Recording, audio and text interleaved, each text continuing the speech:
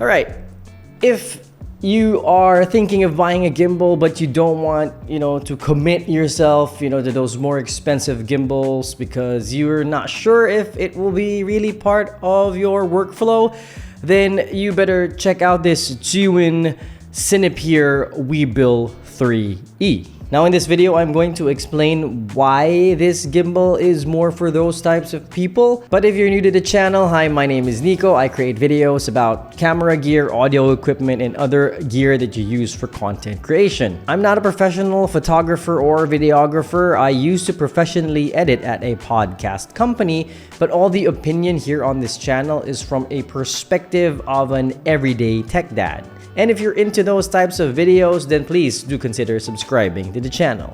Now, back to this video. Now, first of all, just a disclaimer, this Weebill 3E was sent to me by Zhiyun, but this is not a sponsored post. They did not pay me. This is not a paid review. They just asked me if I want to test out this gimbal. I said yes. And rest assured, all of the opinions here on this video is my own. Nothing came from Zhiyun. All right, so let's start talking about the Weebill 3E. Now, just some background. I've bought a couple of gimbals already in, my content creation journey. I started with phone gimbals like the Zhiyun Smooth Q, and then I also bought the Zhiyun Weebill S when, right before the lockdown hit. And this is because, I thought that having a gimbal is easy, especially when traveling, but I stopped using it because, again, it's not as light as I thought it would be, especially gimbals for cameras and not phones. So it's been a while since I've really used gimbals for content creation. Now, with having said that, I wanted to try this Weebill 3E specifically because I think this is targeted for beginners or for those who are just entering, the prod life, the production life, whether you're a videographer or you want to start a production company, mainly because this gimbal costs $199 right now. For what this can do, I think that is a very, very budget-friendly price. But that's right now. I've heard this will go up in price up to $249. But still, at that price, again, for what this can do, I think that's still very budget friendly. Now, the Weebill 3E has been compared so much on the internet to the Weebill 3S, which I don't have. I don't have that gimbal. If I do have, I will compare them. But then the Weebill 3S, I think, has more features, probably targeted to videographers who will have longer shoot days because of accessories like the wrist rest. And the 3S, I believe, has a built-in light in it. Now, I thought the 3E will have, some of those features like the built-in light here, but, it's not a light, it's just plastic. Now, the 3S has a lot more features than the 3E. But what I think separates this as, something that you will think about picking up is, again, number one, its price and the actual capability of the gimbal as a gimbal or as a stabilizer. Because I've tested this out. I'm going to show you the footage using this gimbal with my camera, and I believe it's at par with a lot of the gimbals at this price range, or even a price range that's higher than the 3E, which is $250, $249, $199 right now. Now, some of the specs of this gimbal alone on its own weighs 990 grams. And it has a payload of 3 kilograms or 6.6 pounds, which I could not test if that's really true because I don't have a setup that reaches that weight class.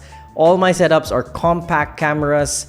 My lenses aren't that heavy except for one, which is a telephoto. Let's try it out if it can handle this, the Tamron 70 to 180. Let's try that out later.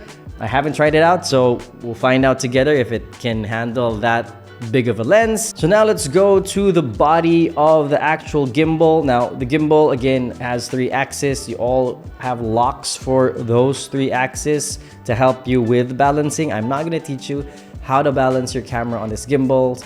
There are so many videos on the internet right now on how to balance a camera on a gimbal. It's pretty much the same for all different brands, all different models. Now, let's look at the buttons and the controls of the Weebill 3E. So let's start with the power button here, which you should hold if you want to turn on the gimbal, like that. Then you have the menu, wherein if you click and go to the menu, you will use this scroll wheel to toggle all the other options, and that scroll wheel is also a button. So if you want to go into that sub menu set, then you just click this scroll wheel, and if you want to go back, you press the menu button again. In the middle of the gimbal, you have this LCD screen that shows you the battery life and which mode you are on if you're outside of the menu. Right now you can see it's in PF or pan follow, and to change the mode, there are actually two sets of modes. One is by clicking the mode once, and the other set is by clicking the mode 2 times, like a double click. So I'm gonna show you that 2 sets. So here, if we do the single click from pan follow, you will go to lock and then another click, you go to follow and another click, you will go back to pan follow mode. Now if you do a double click, let's do that right now, double click, you will go into POV mode, another double click will go to vortex mode or vertigo mode, whichever mode you want to call it, and then another double click will go to P, which I believe is portrait mode. And it's portrait mode in a sense that when you hold it, like how you hold the vortex mode, it will be a portrait orientation. All right, and another double click of the mode button will again bring you back to POV mode.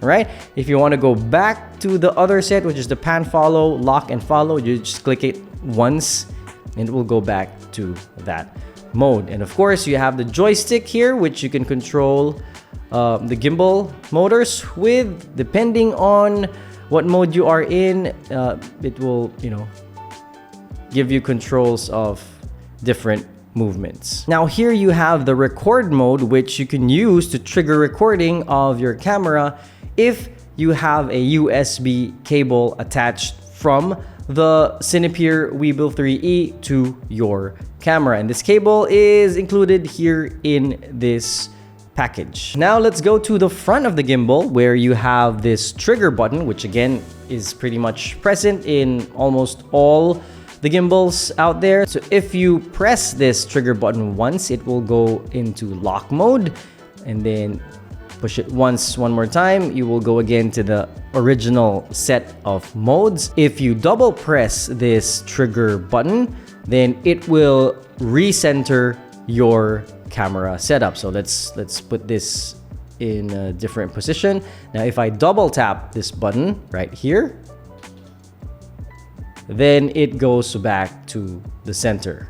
All right, and if you triple tap this trigger button, it will put your gimbal into a selfie mode like this. 1 2 3, and it is now in selfie mode. Now for example, it's already in selfie mode and it is not in the center. When you tap the trigger button 2 times again, it will bring it back to the center, still in selfie mode. Now, I believe different brands of gimbal have different functions when it comes to double tapping this button when you are in selfie mode. So here in the Weebill 3E, if you double tap it while in selfie mode, it centers the camera in selfie mode. Now, if you triple tap it again, then it will go back to its original position like that. And as you see, the Weebill 3E is currently standing on my desk. This is because you also have mounts at the bottom. This is a 1/4 mount that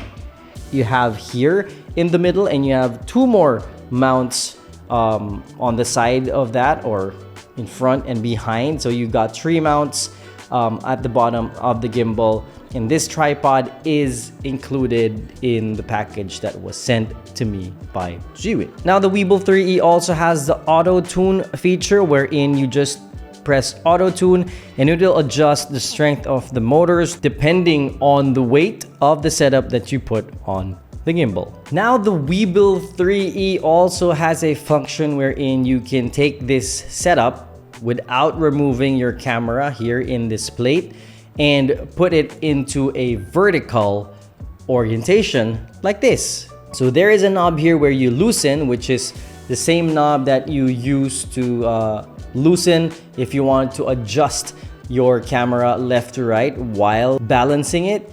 So this is the same knob that you will loosen. Slide your camera all the way out. Press this button to trigger that lock or unlock like this. I cannot do it. There you go. And then you just look for this mount and then insert that here where you took out this whole setup originally, like this. And make sure you tighten your setup here using this knob. And when you put it into vertical orientation, vertical mode, make sure to balance your setup again. So this is not a magic thing wherein slide it out, put it in a vertical position, it's still balanced. You still have to balance your camera again. That's why I can't not release this camera because it might fall. There you go, because it's currently not balanced. But that's an amazing feature, especially for those who, you know, need a gimbal to shoot content, mainly for vertical videos, for Instagram Reels, YouTube Shorts, or TikTok. Now, going back to my statement at the start of the video, which I said I think this gimbal was made for those who are beginners, who are content creators, who want to try using a gimbal out because of the price. It's lower commitment than, you know, buying those more expensive gimbals. So what I wanted to do was I wanted to test out if you're that type of person and you're not sure if having a gimbal is beneficial for you. Then I tested out using a camera handheld while walking and running and doing those same exact things, but with using a gimbal. So here are my tests.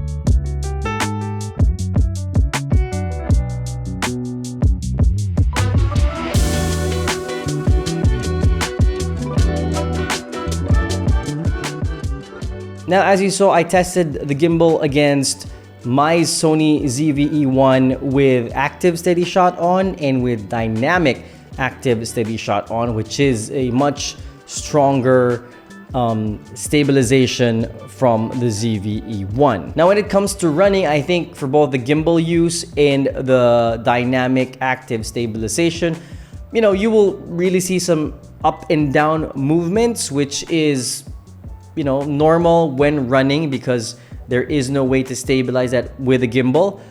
It's a 3-axis. I think you need a 4-axis stabilizer if you want to eliminate even the up and down movement.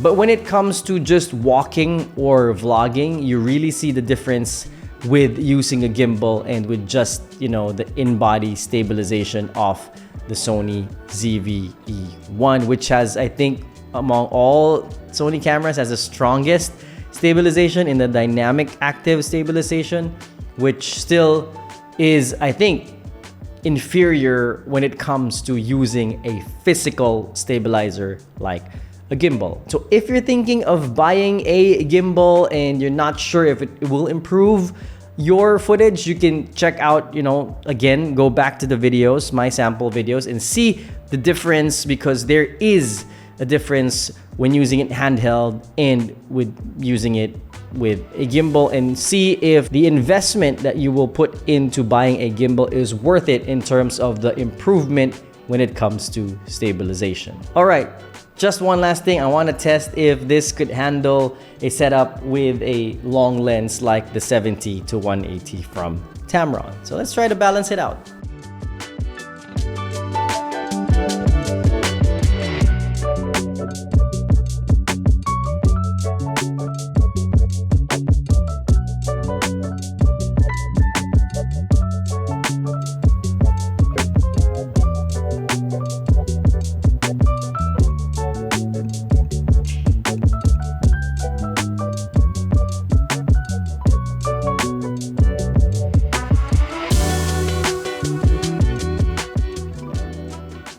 All right, so as you can see, it balances perfectly. Like, it doesn't move even before I turn on the motors.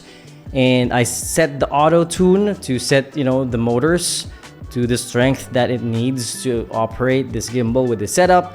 And when I move it left to right, there's no problem. But when I move it up and down, I can feel that the motors are vibrating heavily.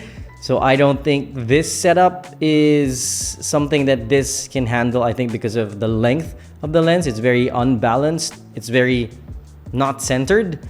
So yeah, and that's it for my first impressions of this Zhiyun Cinepeer Weebill 3E. If you have any questions, or if you want me to test something out, please do tell me in the comments section below. And if you're interested about videos about camera gear, audio equipment, content creation gear, please do check out my other videos here.